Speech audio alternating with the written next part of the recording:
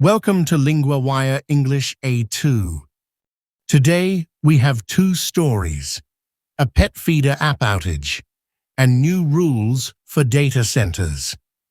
To help you follow today's episode, full transcripts and vocabulary lookups are at linguawire.com.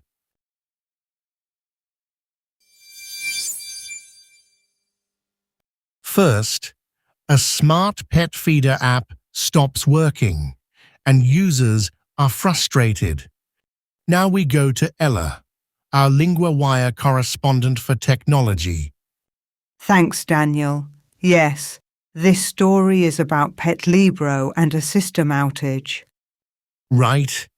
That outage left some people worried about their pets. It did. Petlibro says the problem was in its cloud server. That server helps the app talk to the feeder. For some users, the app stopped working, so they could not control feeding from their phones. So this was not just a small glitch. It affected food time at home. Exactly. In some reported cases, pets were left hungry. The company first said there was an outage on Tuesday at 5 a.m. Pacific time. Then, on Wednesday at 7 p.m., it said the outage was resolved. But some people online were saying something different, right? Yes, some users said they still had problems on August 13th. So there was a clear gap between the company's message and user reports. That kind of mismatch can really damage trust. It can. On Saturday, founder and CEO York Wu wrote more details in a blog post. He said the cloud server caused a backlog of data requests. That backlog overloaded system memory. It brought down device service. So one problem came back after the restart? Yes, that is what he said. After the cloud service restarted, the backlog came back.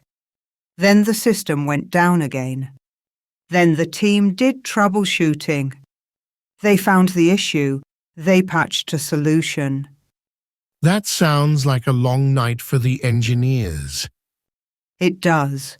Wu also said the company is increasing demand capacity, and it is preparing an audit protocol to look for similar problems. So the latest step is not just repair. It is also checking for weak spots. That is right. The company wants to avoid the same kind of inconsistency again. And for the users, the big question is simple. Will the app stay stable? Exactly. People want the feeder, the app, and the server to work together reliably.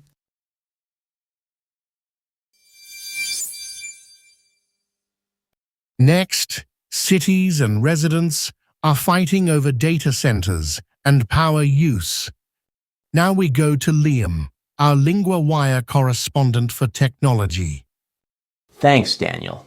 Yes, this story is about growing pushback against data centers. And the pushback is not just online talk anymore. No, it is showing up in public meetings and protests.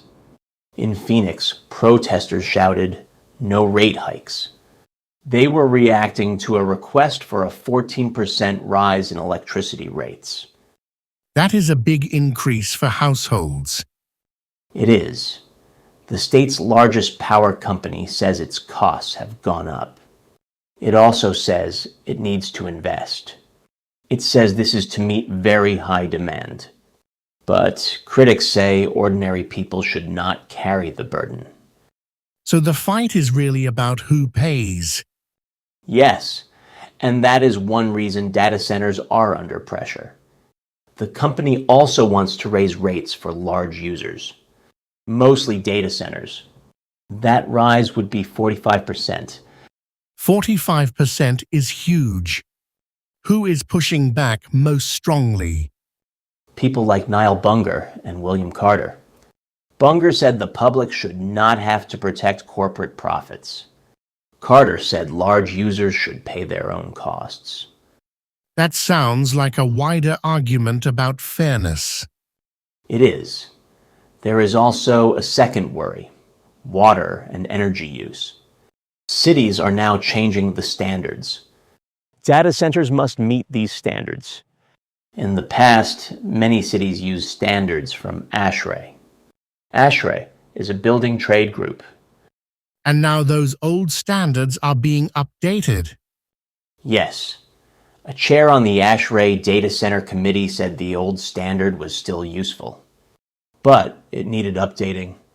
ASHRAE published a new standard last year.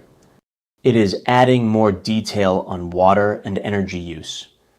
So this is not only about electricity bills. It is also about local resources. Exactly. Phoenix Mayor Kate Gallego said cities want data centers to bring local benefits.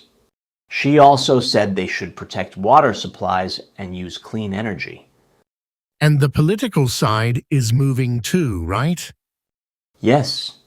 Gallego signed a pact with about 40 other cities around the world. At the same time, Arizona lawmakers voted in June to pause tax incentives for new data centers. That is a strong signal from the state. It is. Even so, the state still saw 113 new applications before the pause started. So the boom is not slowing down just yet. People are worried about growth moving faster than the rules. That is the key point. Cities are now trying to catch up.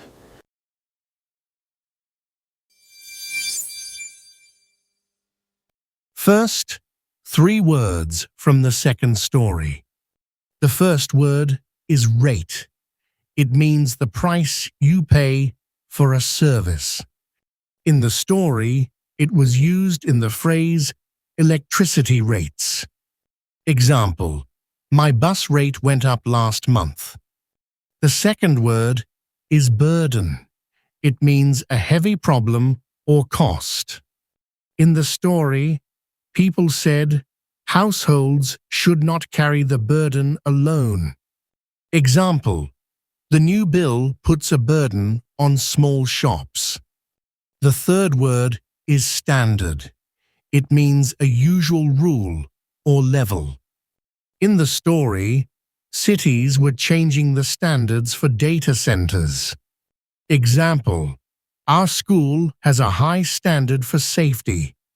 Now for one grammar point, be able to. We use be able to for the chance or power to do something. The app was no longer able to connect to devices. People were not able to control feeding from their phones. Repeat after me.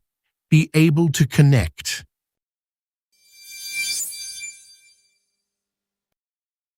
That's today's news. Every word you just heard is written out at LinguaWire.com. The full transcript and a tap-to-check glossary for words you don't yet know. That's LinguaWire.com.